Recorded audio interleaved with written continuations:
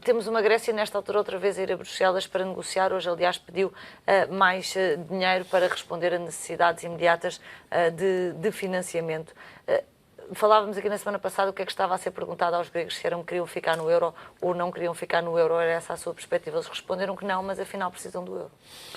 Não, antes de mais, boa tarde, não foi isso que eu disse na semana passada. O que eu disse na semana passada, e repito, é que o referendo não era sobre se a Grécia pretendia ficar no euro ou não. O referendo era saber se o povo grego, que foi o único povo a ser consultado, objeto de uma consulta democrática por todos os outros, a começar pelo português, nunca fomos ouvidos sobre nenhuma espécie de decisão, desde a adesão à União Europeia até à integração na União Económica e Monetária. O povo grego foi chamado a dizer se estava de acordo ou não com o terceiro resgate, que era um programa de austeridade, igual, mas agravado ao primeiro e ao segundo, que não fizeram outra coisa, que foram aprovados e postos em prática e vigiados de perto pela Troika, supostamente para diminuir a dívida e relançar a economia grega, e aquilo que fizeram foi aumentar exponencialmente essa dívida grega e fazer contrair a economia à custa do mesmo tipo de medidas que nós conhecemos cá em Portugal. E o povo grego deu uma grande lição a todos os arrogantes da Europa, a começar pelo imperialismo germânico, porque mostrou que é um povo corajoso, é um povo de espinha vertebral direita e que não está disposto a pôr-se de gatas perante o imperialismo germânico. Agora, é preciso dizer que uma coisa é o povo grego, outra coisa são os partidos políticos gregos e o governo grego.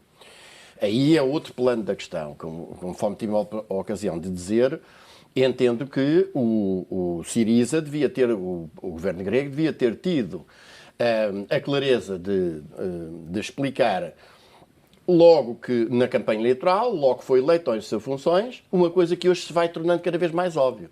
É que para um país, para um pequeno país, para um país mais pobre, ser livre e independente e poder ter um programa de desenvolvimento da sua economia, é preciso sair do euro. O euro significa a ausência da liberdade, a ausência da democracia. O euro é a forma de os países ricos, com a Alemanha à cabeça, explorarem os países pobres, como designadamente a Grécia. Mas não explicou isso. Não explicou isso.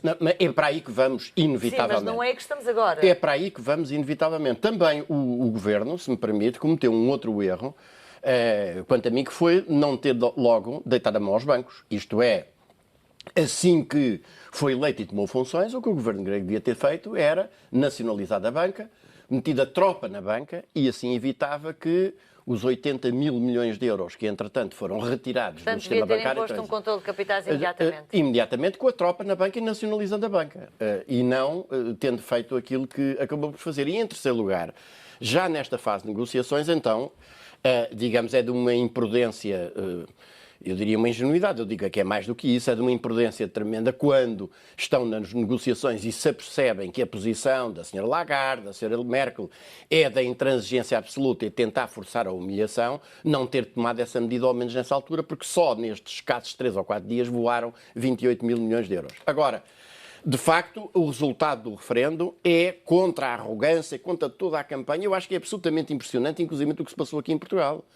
Porque quer antes do referendo, quer depois do referendo, nas televisões, em particular nas jornalistas, nós não vimos ninguém, com exceção de uma ou outra pessoa do PCP e um ou outro do Bloco de Esquerda, não vimos ninguém, digamos, a tomar uma posição favorável ao não e a saudar o povo grego. Pelo contrário, tivemos foi uma série de especialistas a chamar irresponsáveis, a chamar inconsequentes, a chamar uma série de nomes preguiçosos ao povo grego. E eu acho que isso foi a postura que os imperialistas adotaram e saíram-se mal dessa história. Portanto, o que eu penso que neste momento, o que está em causa neste momento na Grécia, como de certa forma também aqui em Portugal, é que, de facto, países como o nosso e como a Grécia, países em que foi destruída a estrutura produtiva e, portanto, em que foi criada uma gigantesca classe média e destruída grande parte da classe operária, nós temos uma classe média que ainda está convencida que se safa se permanecer no euro.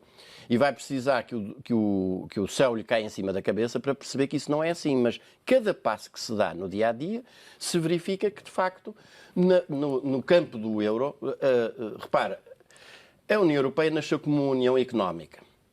Depois, sem que os povos tivessem sido consultados sobre isso, e eu volto a insistir nesse ponto, uma união que se pretende democrática nunca permitiu que os respectivos povos fossem ouvidos sobre essa matéria.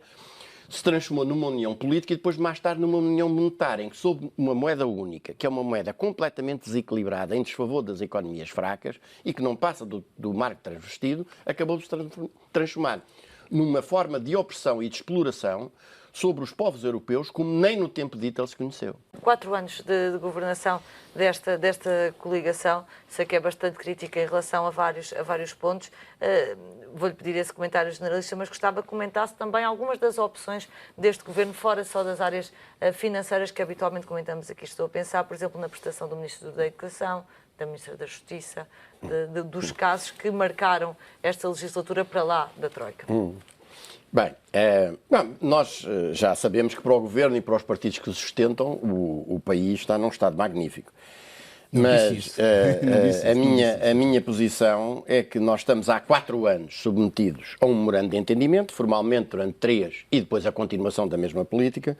E o resultado dessa política, convém aqui recordar, é de que essa política tinha por objetivos fundamentais diminuir a dívida pública, diminuir o desemprego, aumentar, digamos, a capacidade económica do país. Ao fim desses 4 anos, nós temos a dívida pública saltou de cerca de 111% ao início do programa de resgate para 130,3% do PIB, está neste momento em 225, qualquer coisa, mil milhões de euros. E uma das coisas que os partidos do Governo e o Governo não revelam, também o da oposição também não revela, o PS também não revela, é como é que vão pagar essa dívida e os juros astronómicos que essa dívida representa nos próximos anos, chegando aos 17 mil milhões em 2020. Mas há mais do que isso, há 420 mil imigrantes, que é uma coisa que deu muito jeito ao Governo para disfarçar a taxa de desemprego. Há um número de desempregados real de cerca de 1 milhão e 400 mil, visto que aos cerca de 700 mil desempregados oficiais há que somar aqueles que não constam das estatísticas e sobre os quais eu tenho aqui muitas vezes pronunciado, os 171 mil desempregados ocupados em programas ditos de inserção profissional ou de estágios, os 251 mil inativos disponíveis, os 251 mil também cerca do subemprego, do chamado subemprego visível. Nós temos 2 milhões e meio de pessoas abaixo do limiar mínimo de pobreza e temos um número verdadeiramente indigno de um país que se pretende minimamente desenvolvido, que é mais de 30%, isto é, cerca de 1/3 das nossas crianças a passarem fome. E depois temos o Serviço Nacional de Saúde, já deu a alma ao Criador, escola pública está... É preciso dizer isto, é que hoje disfarça-se isto, apesar de não ser possível disfarçar que, em virtude do aumento das taxas moderadoras e apesar do agravamento drástico das condições de vida da população portuguesa, o número de atendimentos nas urgências diminuiu qualquer coisa como 245 mil. Isto é, as pessoas estão doentes, mas já nem sequer vão ao hospital, mas vão ao hospital e depois, por exemplo, fazem uma luxação de um ombro e são tratados, fazem a redução da luxação e depois dizem, olha, mas agora o senhor precisa aí de um imobilizador do ombro, mas o hospital não tem, vá comprar lá fora numa farmácia, que é o que se está a passar hoje no Serviço Nacional de Saúde, em virtude das medidas tomadas por este Governo.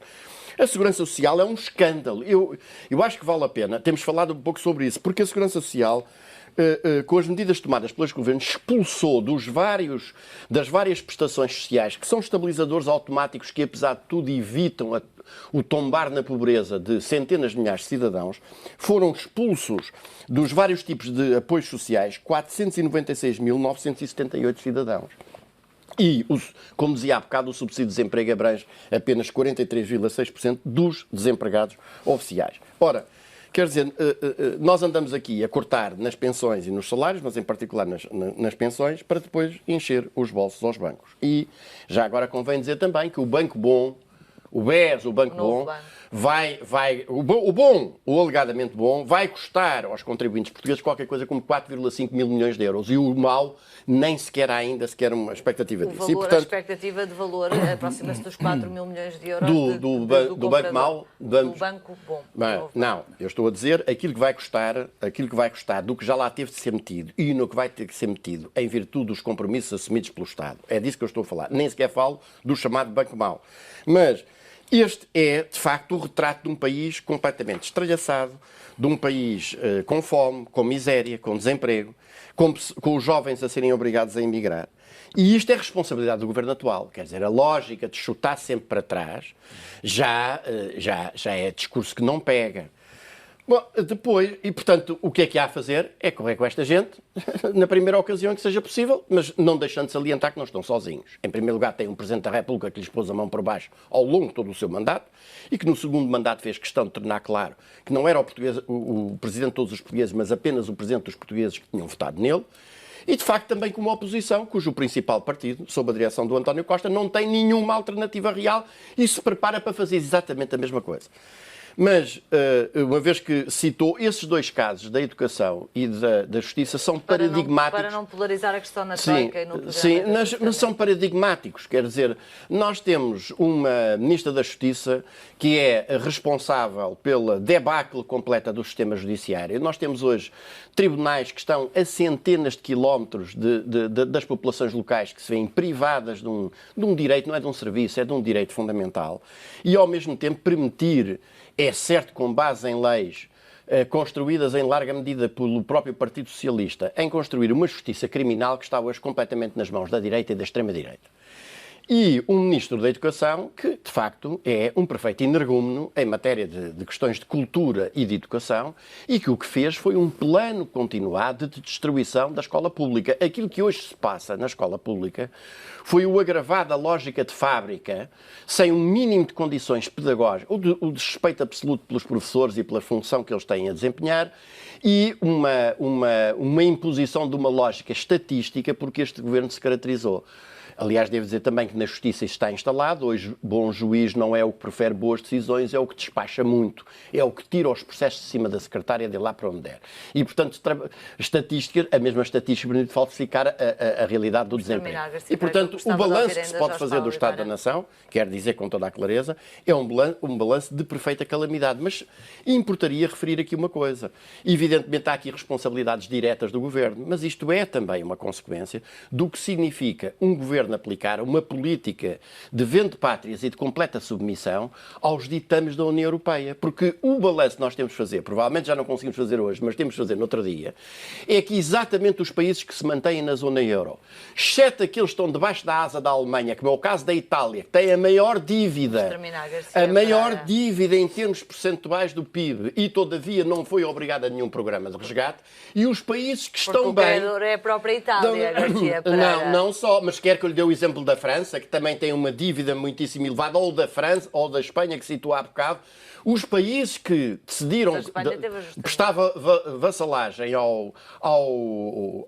Alemanha, esses safam-se, mesmo que tenham dívidas percentualmente superiores aos países mais fracos.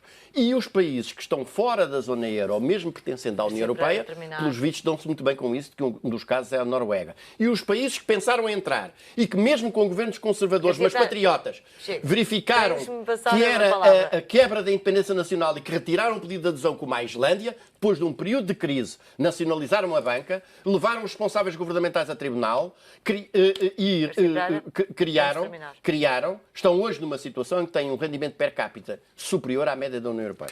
O senhor acha que é um bom indicador? Temos um terço das crianças com fome em Portugal neste momento. Muito obrigada pela presença. É um caminho que hoje termina.